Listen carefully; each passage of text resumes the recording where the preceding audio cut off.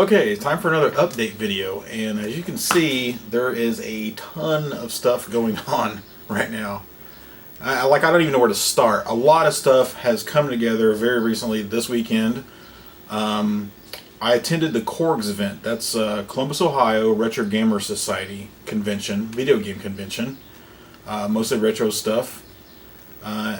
It was a very last minute thing, so don't be mad at me about not tweeting about it or telling everybody I was going. I only really got recognized like 3 times, and it was all like Corey from My Life in Gaming brought a buddy, so that guy knew who I was, and then there was a couple vendors that knew who I was. So, and I only went because William of RetroHacks, one of my recommended modders, tweeted that he was going to get a booth and be there.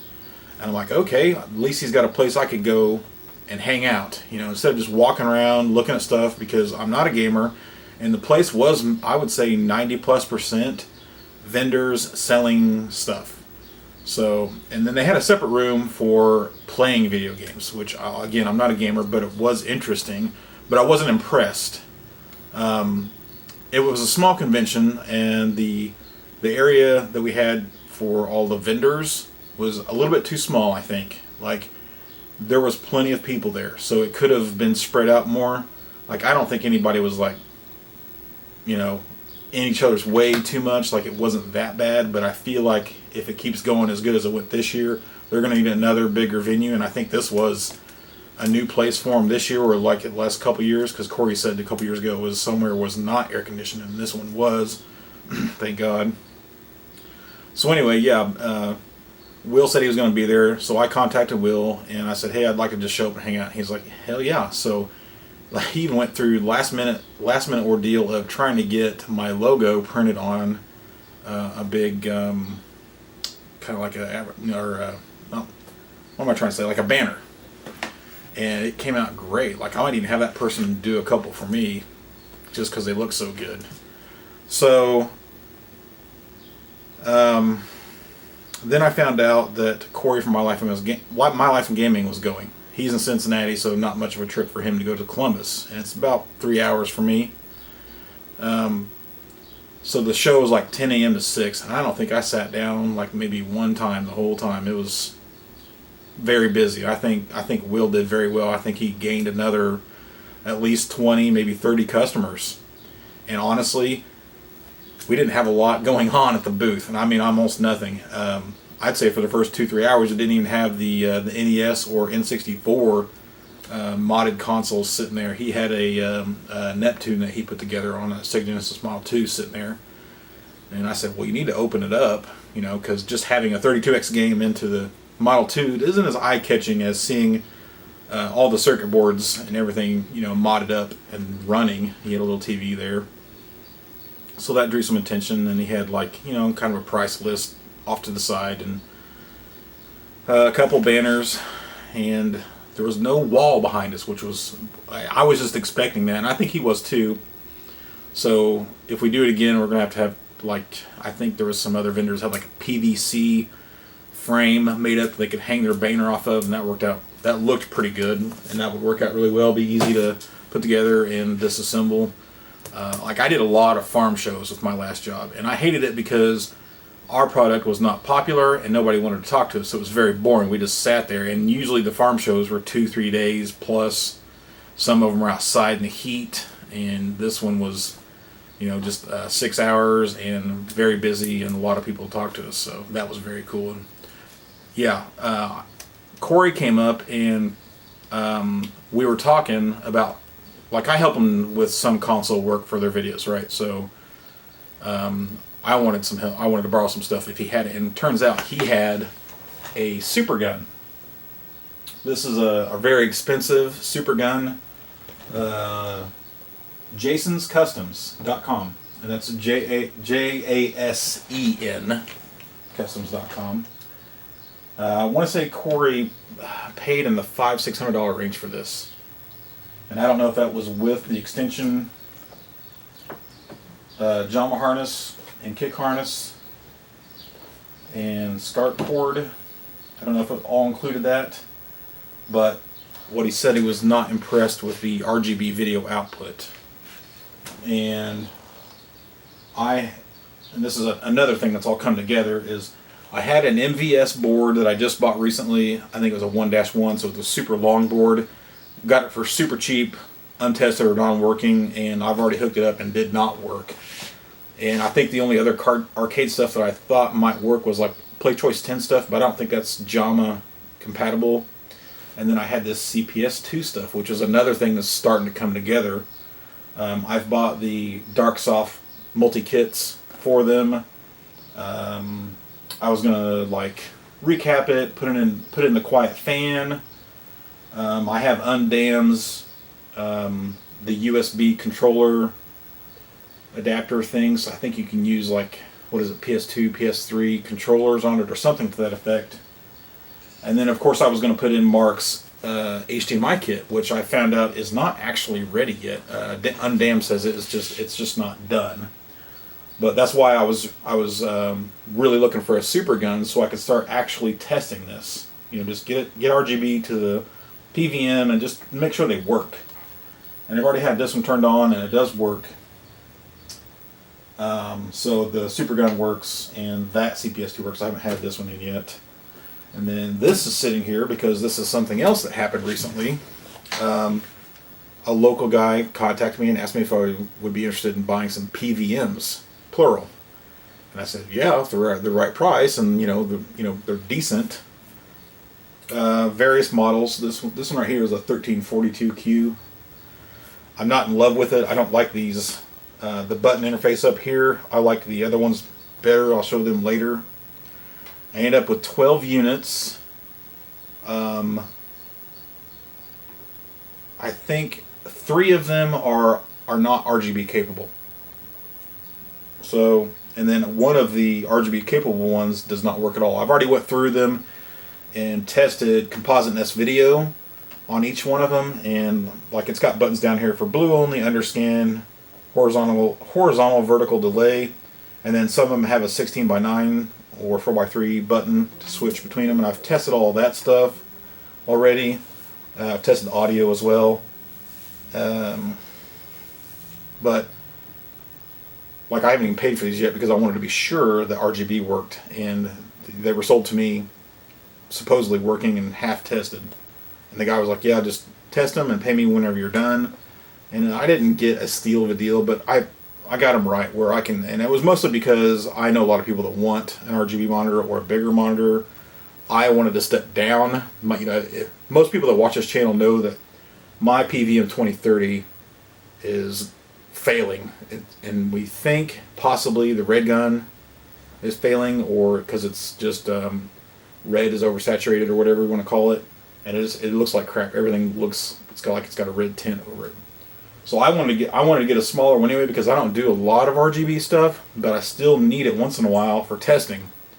Like usually behind me there's some top loaders. Well, one of them is an NES RGB or possibly a PlayChoice 10 modded top loader that I bought broken. Well, I need an RGB monitor to test it, of course. So I need one around, but I don't need a 20-inch. So I thought, well, yeah, I could downgrade to a 13-inch. And I want to say I have a 4MU that I'm going to keep for myself, and then the rest of these are probably going to be sold off. I think at least 4 of them are already spoken for. And that was the other thing that I wanted from Corey, is he got me a female SCART to BNC adapter cord so I can test these. He said there's a guy on eBay selling them, and they've used their stuff. Can't remember the name. Maybe I'll flash it up here, but he said it's pretty good stuff. So you'll see lots of videos about CPS2. Definitely. Yeah, there's that damn Harley. The guy does not know how to ride through a neighborhood. He's new to the neighborhood in a rental house. What was I saying? Oh, SuperGuns. I'm definitely getting into SuperGuns a little bit. I'm just starting to learn, really. And Smoke Monster just released a video, and it really helped to hear somebody that knows talk about all the things about SuperGuns, like consoleizing arcade versus using a SuperGun, and why you have to get a good one, and what to avoid and what to look for and stuff. So big news coming for all of that stuff. Let's see, what else? I guess I'll talk about the normal game tech updates. The Woozle Game Boy Advance consoleizer.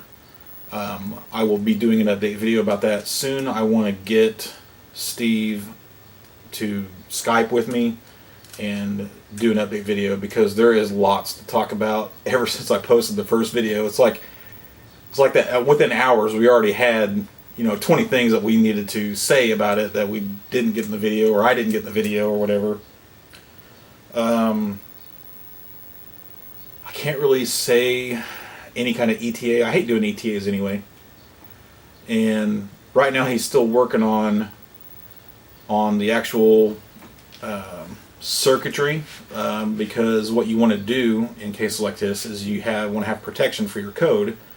You want to make sure that nobody can steal your code, copy your code, and then undercut you and sell a competitor product with your code in it for cheaper, which is exactly what China does. They did it to the EverDrive. So the high-def NES has, maybe even UltraHDMI, has this little chip that has some kind of encryption, and he's learning how to implement that into the circuitry, so that we won't have to worry about that. So that's what he's working on right now. Plus he's really busy. He's actually still in college, kind of a thing, and he has a summer internship during the weeks. During the week he has 0 time, so that's holding it up a little bit now as well.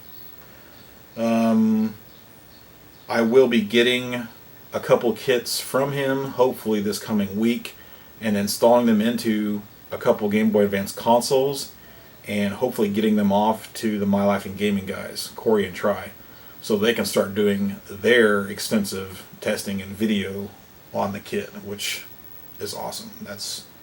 That'll be big news for the kid. UltraHDMI news.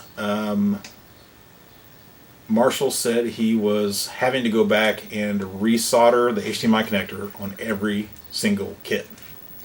So I think he said he'll get done this weekend and probably send me all the kits from the last pre-order this coming week. So I will be shipping out everybody's orders within the next couple weeks. It usually doesn't take me too long between getting the kits and getting them shipped out, because there's not a lot to do there. High Def NES is a different situation, and those Kevtris does have 500 kits at his house, but as you know, Kevtris is swamped with work, so it is unclear when I'm going to get those kits and be able to start the sale. But we are waiting on ribbon cables and round pin headers.